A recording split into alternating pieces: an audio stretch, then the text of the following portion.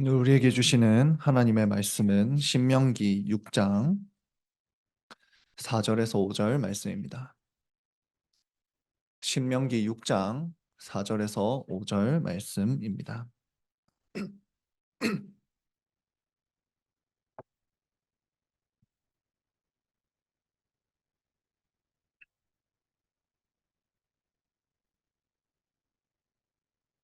이것은 하나님의 말씀입니다.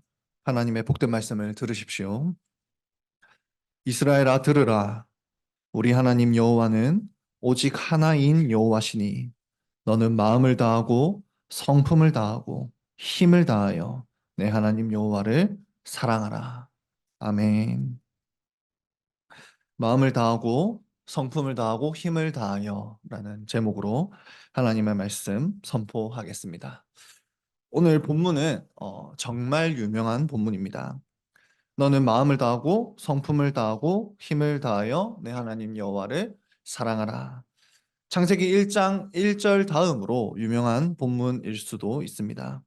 어쩌면 오늘은 암송이 필요 없을 정도로 모두가 다 암송하고 있는 구절일 수도 있을 것입니다. 그런데 여기서 한 가지 기억해야 할 사실이 있습니다. 우리가 어떤 말씀을 암송하고 있다고 해서 그 말씀을 잘 아는 것은 아닙니다.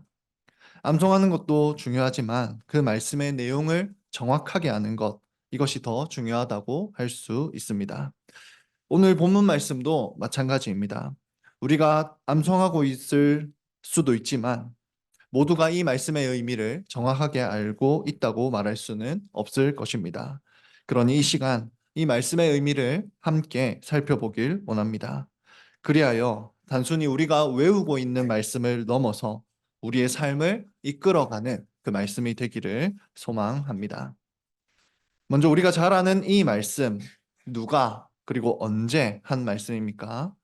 모세가 가나안 땅에 들어가기 직전에 이스라엘 백성들에게 한 말씀입니다. 우리 자녀들 한번 기억해 보십시오. 이스라엘 백성들은 이집트에서 종살이를 했습니다. 그러다가 하나님은 이스라엘 백성들을 약속하신 가나안 땅으로 인도하기 시작합니다. 애굽에 10가지 재앙을 내리시고 앞을 가로막고 있던 홍해가 갈라지게 하셔서 이스라엘 백성들은 이집트에서 나왔습니다. 그 이후 40년간 하나님께서는 광야에서 만나를 내리시고 구름 기둥과 불 기둥으로 이스라엘을 훈련시키시고 또 인도하셨습니다. 이제 드디어 이스라엘은 약속하신 가나안 땅으로 들어가기 직전입니다. 이제 모세는 느보산이라는 곳에서 마지막으로 이스라엘 백성들이 꼭 기억해야 하는 그것을 설교하고 있습니다. 이스라엘 백성들이 꼭 기억해야 하는 것, 그것을 설교한 내용이 바로 오늘 신명기입니다. 특별히 지금 모세는 하나님의 뜻에 따라 죽음을 맞이하기 직전입니다. 죽기 직전에 신명기를 설교했습니다. 그 말은 이 말씀이 지금 이스라엘을 향한 모세의 유언이다라고 할 수도 있다는 말입니다. 유언 때는 가장 중요한 말을 남기지 않습니까? 모세는 지금 이스라엘 백성들이 기억해야 할 가장 중요한 것들을 설교하고 있습니다.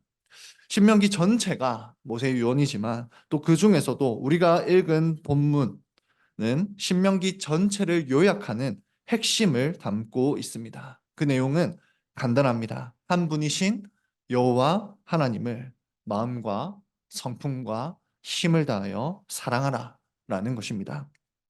이 내용을 조금 더 깊이 살펴보려 합니다. 먼저 4절을 보시면 오늘 본문은 이스라엘 백성들을 향한 명령으로 시작하지요. 들으라 명령합니다. 그리고는 곧바로 하나님은 한 분이시다라고 말씀합니다.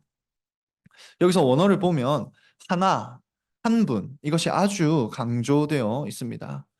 우리 여호와는 오직 한 분이다라는 의미입니다. 여기서 하나라는 말은 여럿 중에 하나라는 말이 아닙니다. 당시 이방 민족들은 수많은 신들을 섬겼습니다. 가나안 땅에 바알과 아세라가 있었고 이집트에는 태양신이 있었습니다. 그 외에도 온갖 신들이 즐비했습니다.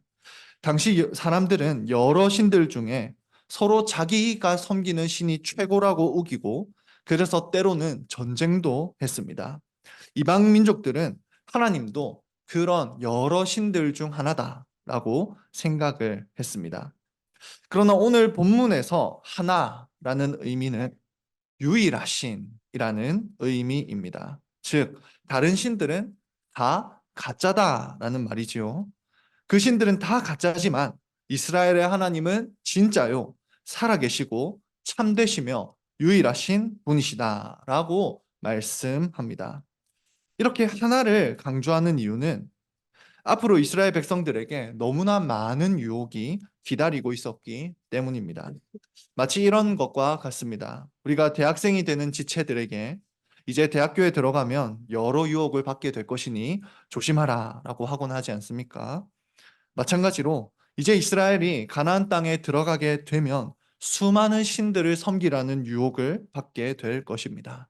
그래서 모세는 오직 유일하신 한 분 여호와만 계시다라고 명령하고 이것을 들으라 말씀하고 있습니다. 말씀은 여기서 그치지 않습니다. 연이어 한 분뿐이신 하나님을 사랑하라고 합니다.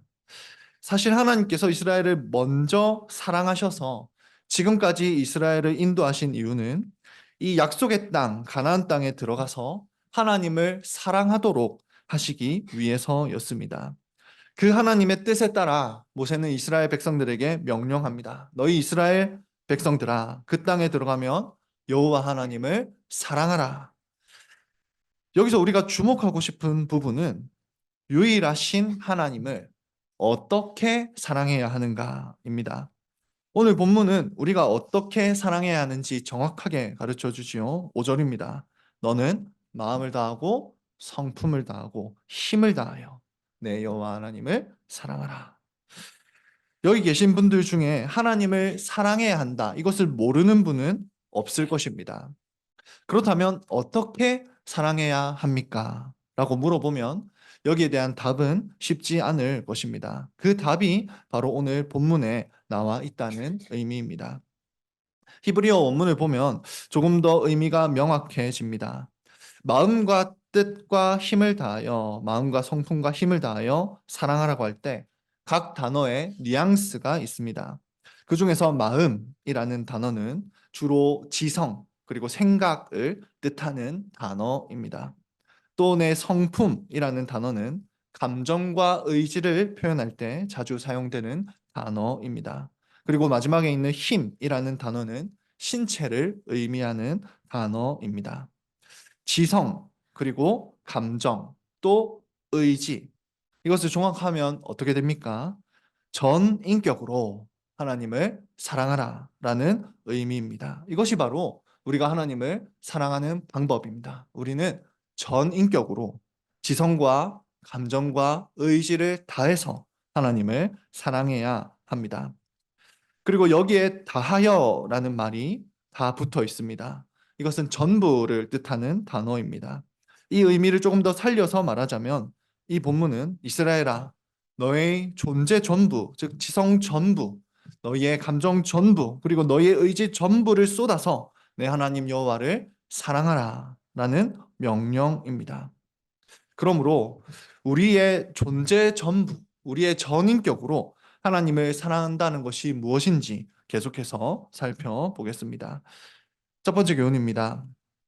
지성을 다하여 하나님을 사랑해야 합니다. 지성을 다하여 하나님을 사랑해야 합니다. 우리는 생각과 지성을 가진 존재입니다. 그러므로 우리는 우리의 생각과 지성을 다하여서 하나님을 사랑해야 합니다. 즉, 하나님을 더 분명하게 알아야 한다라는 말입니다. 우리가 신앙생활을 하면서 가장 중요한 것 중 하나는 무엇이겠습니까? 하나님을 더욱 분명하게 알아가는 것입니다. 그래서 말씀을 보면 하나님을 아는 것에 대해서 강조하는 부분들을 우리는 자주 볼 수 있습니다. 대표적인 예가 호세아서에 있지요. 호세아서 4장 6절에서 선지자는 이렇게 소리쳤습니다. 내 백성이 지식이 없음으로 망하는도다. 또 호세아 6장 3절에는 이런 말씀이 있습니다. 그러므로 우리가 여호와를 알자. 힘써 여호와를 알자. 이 말씀들과 또 오늘 본문이 보여주듯이 하나님을 알아가는 것, 이것이야말로 하나님을 사랑하는 중요한 방법 중 하나입니다. 특별히 지금 이 신명기 설교를 듣고 있는 이스라엘 백성들에게 하나님을 아는 것은 너무나 중요했습니다. 왜냐하면 앞으로 이 우상들은 이스라엘 백성들을 끊임없이 유혹할 것이기 때문입니다. 그때 만약 이스라엘이 하나님을 아는 확실한 지식이 없다면 우상들의 유혹에 넘어가 버리고 말 것입니다. 이스라엘이 마주할 우상들은 이렇게 유혹합니다. 자손을 많이 낳게 해주겠다 합니다. 풍요를 준다고 자랑합니다. 나에게 오면 쾌락을 줄 수 있다고 자랑합니다. 당시에 사람들이 중요하게 여기던 것을 다 줄 수 있다고 말합니다. 그런 유혹을 이겨낼 수 있는 방법은 다른 방법이 없습니다. 유일한 방법은 확실한 지식을 갖추는 것입니다. 그 지식이 무엇입니까? 바로 하나님은 우상들과는 비교도 되지 않는 위대하고 아름다운 분이다. 이 지식을 갖추어야 했습니다.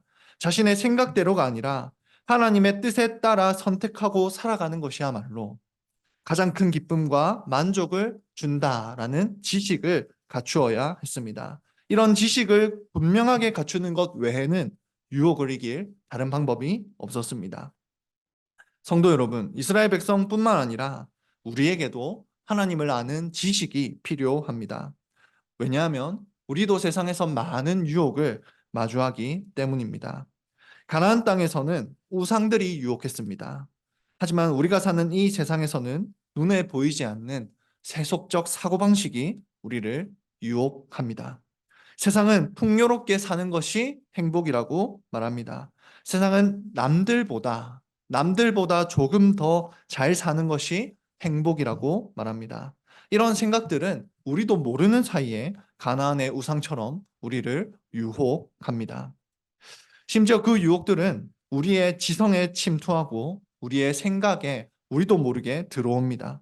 그래서 우리가 이런 방식으로 생각하게 만듭니다. 세속적 사고방식은 우리가 돈을 잘 버는 방법에 대해서는 생각하게 하지만 돈을 어떻게 쓰는 것이 하나님의 뜻대로 쓰는 것인가, 여기에 대해서는 생각하지 않게 합니다.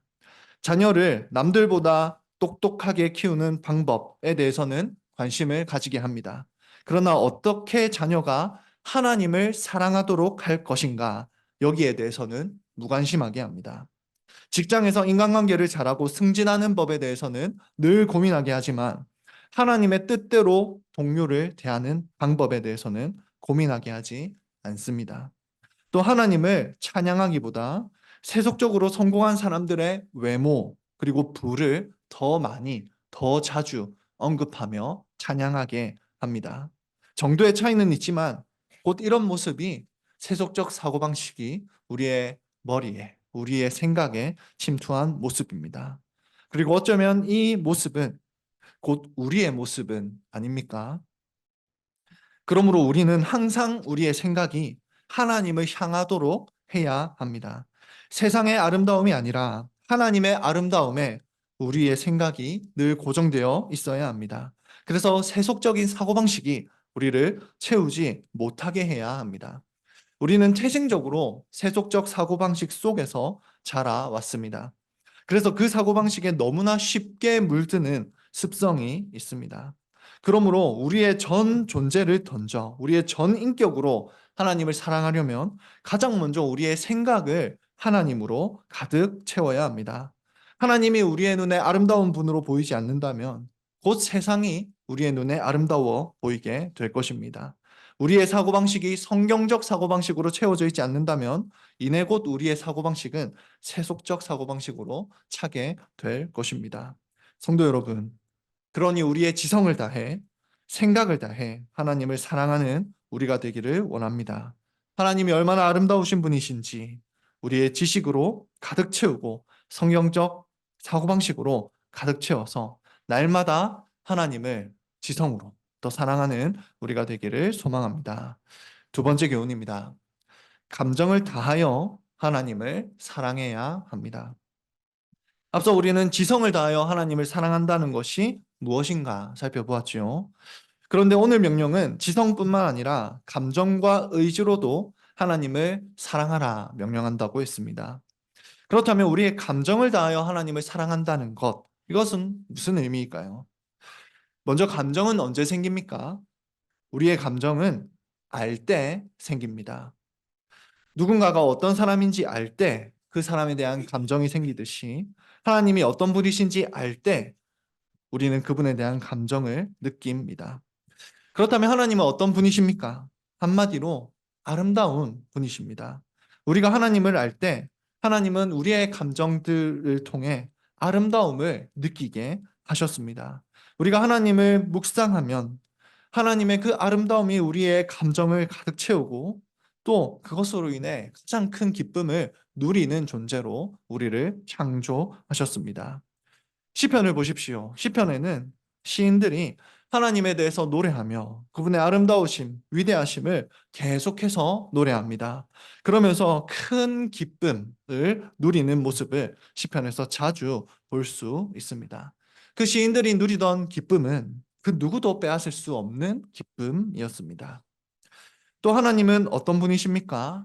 그분은 거룩하고 죄가 없는 분이십니다. 그래서 우리는 거룩하신 하나님 앞에 죄를 지을 때 고통을 느낍니다. 거룩하신 하나님 앞에 나아가 순결하신 하나님 앞에 나아가 우리 자신을 볼 때 우리의 이 더러운 죄로 인해 슬퍼하며 회개하게 됩니다. 시편을 한 번 더 생각해 보십시오. 시인들은 죄를 지었을 때 하나님 앞에 나아가 슬퍼하며 회개합니다. 하나님은 자신 앞에서 죄를 짓는 자들에게 슬픔을 경험하게 하십니다. 이처럼 하나님은 우리를 감정을 가진 존재로 창조하셔서 우리가 하나님의 아름다움에 기쁨을 누리게 하시고 죄의 추악함에 미움으로 슬픔으로 반응하게 하셨습니다. 하나님은 우리가 감정을 올바로 느껴서 하나님의 아름다움을 점점 더 사랑하고 또 죄의 추악함에서 점점 더 떠나기를 바라십니다. 이스라엘에게도 마찬가지셨습니다. 하나님은 이스라엘이 가나안 땅에 들어가서 아름다운 하나님에 대해 날마다 더 배우며 그분으로 인해 더 기뻐하기를 원하셨습니다. 그들을 구원하시고 인도하신 그 하나님을 더 알아가며 기쁨으로 충만하기를 원하셨습니다. 반면에 우상숭배가 얼마나 악하고 죄인지 깨닫게 하시며 점점 더 죄에서 멀어지기를 원하셨습니다. 그런데 감정은 늘 이렇게 거룩하게만 반응하지는 않습니다. 너무나 안타깝게도 인간의 감정은 너무나 쉽게 죄로 인해 제 기능을 상실합니다. 죄는 우리를 유혹해서 하나님이 아니라 죄가 주는 쾌락을 즐거워하게 만듭니다. 죄가 주는 쾌락을 즐거워하게 만들어서 우리의 감정을 점점 더 마비시킵니다. 감정이 마비되면 하나님에 대해서 더 이상 합당하게 반응하지 못하게 됩니다. 대표적인 예가 다윗입니다. 다윗은 밧세바를 범했을 때 그 감정이 오랫동안 슬퍼하지도 않았고 회개하지도 않았습니다. 성교도 존 오웬은 다윗이 그토록 극심한 죄를 짓고도 슬퍼하지도 회개하지도 않았던 이유는 죄의 쾌락이 그 마음과 감정을 마비시켰기 때문이다 라고 말했습니다. 이처럼 우리의 감정이 하나님이 아니라 죄의 쾌락을 즐기다 보면 감정은 제 기능을 상실합니다. 그래서 하나님을 즐거워하고 죄를 미워해야 하는 이 반응을 제대로 하지 못하게 된다는 의미입니다. 그렇다면 오늘 우리의 감정은 올바로 반응하고 있습니까? 우리는 설교 시간마다 하나님이 얼마나 아름다우신 분이신지 듣습니다.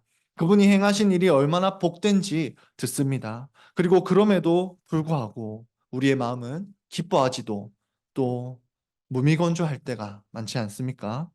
심지어 우리가 지은 죄가 얼마나 심각한지에 대해서도 듣습니다. 그런데도 우리의 감정은 슬퍼하지 않을 때가 많지 않습니까? 이런 모습은 우리의 감정이 제 기능을 하지 못하는 모습입니다. 물론 성향에 따라 감정이 크거나 또 작을 수 있습니다. 지금 이 말씀은 우리가 늘 감정적이어야 한다, 이 말이 아닙니다. 다만 우리가 정말로 기뻐해야 하거나 또 슬퍼해야 하는 진리를 듣고도 아무런 감정을 느끼지 못할 때가 훨씬 더 많다면 무엇인가 잘못되었다는 말입니다. 하나님께서 정말로 자신의 아들을 우리 대신 죽음에 내어주셔서 지옥의 고통을 다 당하게 하셨다. 이 진리를 듣고도 우리의 마음이 전혀 미동하지 않는 것은 불가능합니다. 신앙생활에서 감정을 지나치게 강조하는 것, 이것은 잘못된 일이지요. 하지만 감정을 지나치게 무시하는 것도 바른 모습은 아닙니다. 그런 점에서 우리는 우리의 감정을 세심하게 관찰해서 하나님을 사랑해야 합니다. 우리의 감정이 항상 하나님을 향해 올바로 반응하고 있는지, 우리의 감정이 하나님을 향하고 있는지 돌아보아야 합니다. 우리의 감정이 하나님을 아는 지식과 내 죄에 대해서 올바르게 반응하고 있는지 돌아봅시다. 만약 올바르게 우리의 감정이 반응하지 않는다면 그때는 우리의 신앙을 점검해 볼 때입니다. 혹시나 죄가 우리의 마음을 계속해서 무감각하게 만든 것은 아닌지 돌아보며 다시금 하나님을 바라보며 기쁨을 누리게 해주시고 죄를 바라보며 슬픔을 누리게 해달라고 기도할 때인 것입니다. 이렇게 우리가 감정을 점검하고 또 날마다 하나님이 어떤 분이신지 알아가며 기쁨을 느끼고 우리 죄가 얼마나 흉측한지 알아가며 더 큰 슬픔을 느끼는 우리가 되기를 원합니다. 그리하여 하나님의 아름다움은 더 즐거워하고 죄에 대해서는 더 슬퍼하며 하나님을 더 사랑하는 우리가 되기를 간절히 소망합니다. 세 번째 교훈입니다. 의지를 다하여 하나님을 사랑해야 합니다. 지금까지 우리는 지성을 다해 하나님을 사랑하는 것, 또 감정을 다해 하나님을 사랑하는 것에 대해서 살펴보았습니다. 그런데 인격에는 또 의지가 있습니다. 오늘 본문의 성품과 힘, 이것도 의지와 가까운 단어입니다. 이 본문은 너희의 의지를 다하여 하나님을 사랑하라 명령합니다. 의지를 가지고 하나님을 사랑하라 명령합니다. 사실 이 명령은 그렇게 많은 설명이 필요하지 않습니다. 어렵지 않습니다. 그냥 하나님의 계명에 의지를 가지고 순종하며 지키라는 말입니다. 지금까지 하나님은 이스라엘 백성들에게 은혜를 베푸셨습니다. 그래서 이 느보산 앞자락까지 인도해 오셨습니다. 지금까지 이스라엘을 인도한 그 하나님에 대한 반응은 당연하게도 그 하나님께 순종하는 것입니다. 심지어 하나님은 순종하기만 하면 수많은 복들을 주겠다고 계속해서 약속하십니다. 신명기를 보면 순종하기만 하면 수많은 복을 주겠다라고 약속하는 내용이 넘쳐납니다. 또 반대로 이 하나님의 계명에 불순종할 때는 온갖 저주가 임할 것이라고 말씀합니다. 신명기에는 순종하면 복을 받으며 불순종하면 저주를 받을 것이다, 이런 내용이 가득하다는 말입니다. 그렇다면 이 명령에 대한 이스라엘의 당연한 반응은 무엇이겠습니까? 당연히 의지를 다하여 하나님의 명령에 순종하는 것입니다. 이스라엘을 사랑하셔서 인도하신 하나님께 즐거이 그리고 기쁘게 순종하는 것이 이스라엘의 마땅한 반응이었습니다. 심지어 순종하면 복이고 순종하지 않으면 저주라고 하는데 당연히 순종하는 게 마땅하지 않습니까? 이 말씀에 따라서 이스라엘 백성들은 어느 정도 하나님의 명령에 순종하는 듯한 모습을 보여주었습니다. 여리고성을 믿음으로 정복했습니다. 비록 불순종도 있었지만 나머지 성들도 점령했습니다. 그런데 너무나 빨리 그리고 너무나 쉽게 그들의 의지는 굳어져 버렸습니다.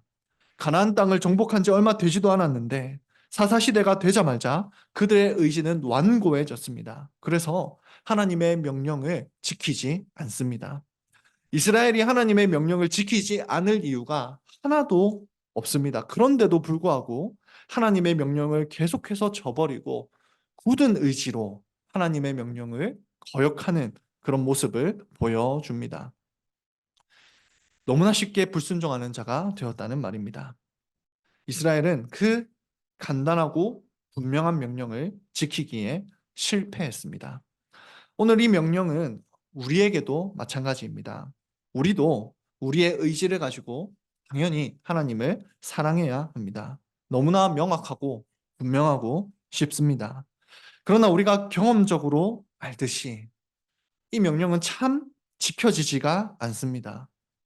우리의 의지는 너무나 쉽게 죄에 굴복합니다. 우리의 의지는 너무나 쉽게 말씀보다 죄악을 향하는데 더 쉽게 반응합니다. 그러니 우리의 의지가 이토록 쉽게 변한다는 것은 변명할 여지가 없습니다. 그러니 우리가 해야 할 일은 무엇이겠습니까? 우리의 의지를 잘 돌아보아서 항상 하나님을 향하도록 해야 한다는 것입니다. 불순종이 아니라 하나님을 향한 말씀의 순종으로 기울게 해야 합니다. 우리의 의지가 하나님을 향하도록 해야 한다는 것. 이것이 바로 오늘 명령에 담긴 의미입니다. 이어서 네 번째 교훈입니다. 여러분, 지금까지 신명기 6장 또 5절의 명령은 우리의 전 인격을 다하여서 하나님을 사랑하라 라는 명령이었습니다. 우리는 지적으로 하나님을 더 알아가고 감정적으로 하나님께 합당하게 반응하고 의지적으로 하나님의 계명에 순종해야 합니다. 너무나 명확한 명령입니다. 그런데 여러분, 만약 우리가 이 명령대로 살 수만 있었다면 우리에게는 더 이상 필요한 게 없었을 것입니다. 우리가 이 명령으로 충분했다면 그냥 하나님은 신명기 6장 5절의 말씀을 지키라 하시고 끝내셨을 것입니다. 그러나 우리가 잘 알듯이 우리에게는 이 명령만 필요한 것이 아닙니다. 이스라엘을 보십시오. 이스라엘은 이 간단하고 또 분명한 명령을 지키기에 실패합니다. 어떻게 되었습니까? 그들은 그들의 머리로 하나님을 잊어버렸습니다. 하나님을 향한 그들의 감정은 죄로 인해 올바르게 작동하지 못했습니다. 그들의 의지는 완고해져서 계속해서 불순종을 일삼았습니다. 그 결과 결국 그들은 하나님께 하나님의 심판으로 패망하는 것으로 역사가 끝이 났습니다. 사실 이 이스라엘의 모습은 우리의 모습과 다르지 않습니다. 하나님은 우리에게도 전인격을 다해서 하나님을 사랑하라고 명령하십니다. 그러나 우리도 우리의 힘으로는 도무지 이 명령을 지킬 수가 없습니다. 왜냐하면 우리도 너무나 쉽게 이스라엘처럼 하나님을 잊어버리는 자들이기 때문입니다. 우리도 너무나 쉽게 하나님을 향한 이 감정이 고장나고 하나님을 향해 차갑게 식어버린 감정으로 살아갑니다. 우리의 의지는 너무나 쉽게 하나님께 순종하는 것으로 기우는 게 아니라 불순종하는 것으로 기웁니다. 우리도 이스라엘 백성들과 마찬가지로 우리의 힘으로는 아무리 하나님을 사랑하려고 해도 이 신명기 6장 5절의 말씀을 지키려고 해도 안 됩니다. 만약 우리의 힘으로 지킬 수 있었다면 이 명령으로 끝났을 것이라 했지요. 그러나 하나님은 우리가 너무나 연약해서 이 명령을 지킬 수 없다는 걸 잘 아셨습니다. 그래서 하나님은 계속해서 일하셨습니다. 어떻게 일하셨습니까? 우리가 하나님을 사랑하며 살 수 있도록 구원의 역사를 계속해서 주관해 나가십니다. 그래서 결국 우리에게 사랑을 가르치는 분을 보내주셨습니다. 우리에게 사랑을 가르치는 분, 그분이 누구십니까? 성령이십니다. 성령을 보내주셔서 우리가 전인격으로 하나님을 사랑하는 법을 배우며 사랑하게 하십니다. 성령님이 우리에게 전인격으로 하나님을 사랑하는 법을 가르쳐 주시는 분입니다. 성령님이 그렇게 하실 수 있는 이유, 성령님이 사랑의 법을 가르칠 수 있는 이유, 그 이유가 무엇입니까? 그분이 예수님의 영이시기 때문입니다. 이스라엘은 하나님을 마음과 성품과 힘을 다하여 사랑하는데 실패했습니다. 그러나 예수님은 참으로 마음과 성품과 힘을 다하여 하나님을 사랑하셨습니다. 공생의 기간 동안 예수님의 삶을 보십시오. 그분의 생각은 항상 하나님을 향했습니다. 그분의 사고방식은 항상 성경대로였습니다. 예수님의 감정은 항상 하나님을 향해 올바르게 반응했습니다. 예수님은 항상 죄를 미워하셨고 하나님을 기뻐하시며 하나님의 영광을 기뻐하셨습니다. 예수님의 의지도 항상 하나님께 철저히 복종하는 데만 사용되었습니다. 그 모든 과정 속에서 심지어 죽기까지 예수님의 그 의지는 하나님을 순종하는 데만 사용되었습니다. 그리고 이 공생의 모든 기간 동안 함께 하신 분이 있습니다. 누구십니까? 성령님이십니다. 예수님과 모든 공생애를 함께 하신 성령님께서는 이제 우리와 함께 하십니다. 이제 우리와 함께 하시는 성령님은 이제 우리가 알아야 할 것을 알게 하십니다. 우리가 알아야 할 것 무엇입니까? 하나님입니다. 성령님은 우리가 알아야 할 뿐 하나님을 올바로 알게 하십니다. 그분의 뜻이 무엇인지 말씀을 통해 알려주십니다. 성령님은 또 고장난 우리의 감정도 고치십니다. 우리가 하나님의 아름다움을 바라보고 기뻐하게 하시는 분이 성령님이십니다. 우리가 우리의 죄를 깨닫고 슬퍼하게 하시는 분이 성령님이십니다. 또 성령님은 우리의 의지를 굳건하게 하십니다. 우리가 즐거이 하나님의 명령에 순종하게 하시는 분도 성령님이십니다. 우리가 하나님을 사랑하지 못한다는 것을 너무나 잘 아시는 그 하나님께서는 우리에게 사랑을 가르치는 성령님을 보내셔서 우리가 하나님을 끝까지 사랑하게 하십니다. 그 성령님은 우리 안에 내주하시며 떠나지 않으십니다. 그리하여 우리가 그분을 마주하게 될 그날까지, 하나님을 온전히 마주하게 될 그날까지 그분은 우리가 마음과 성품과 힘을 다하여 하나님을 사랑하도록 하십니다. 우리가 죽는 그날까지 그분은 우리 안에서 선한 일을 완성해 나가실 것입니다. 이처럼 성령께서 역사하시면 하나님을 사랑하지 않았던, 또 하나님을 사랑하지 못했던 사람들의 마음이 돌려집니다. 그 사람들이 마음을 돌려 전인격으로 하나님을 사랑하게 되는 것입니다. 그러니 이것이 복음이요, 이것이 은혜입니다. 성령님을 통해서 도무지 하나님을 사랑하지 않았던, 또 사랑하지 못했던 자들이 하나님을 사랑하는 방향으로 돌아서게 됩니다. 그들이 하나님을 사랑하게 된 이 사건, 마음을 돌려 하나님을 사랑하게 되었다고 해서 우리는 이 사건을 회심이라고 부릅니다. 그런 점에서 오늘 이 말씀은 우리를 점검해 보게 합니다. 성도 여러분, 우리 자신이 회심한 자가 맞습니까? 우리 자신이 회심한 자라면 성령께서 우리의 지성에 빛을 비추어 주셔서 하나님을 깨닫게 하시고, 우리 자신이 회심한 자라면 성령께서는 우리의 마음에 새롭게 하셔서 죄를 슬퍼하게 하실 것입니다. 우리의 의지를 날마다 새롭게 하시는 역사가 있을 것입니다.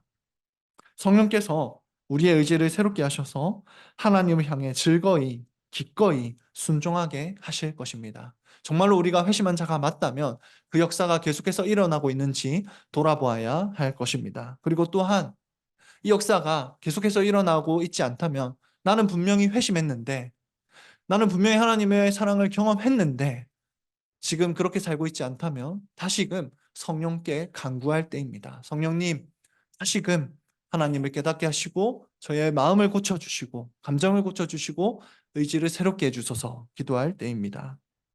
하지만 이 자리에는 하나님을 아는 게 뭐가 그리 행복할진 모르겠다 하는 분도 계실 것입니다.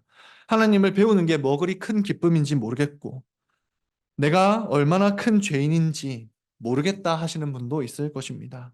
자신의 죄 때문에 눈물 한 방울도 흘려보지 못한 자들도 있을 것입니다.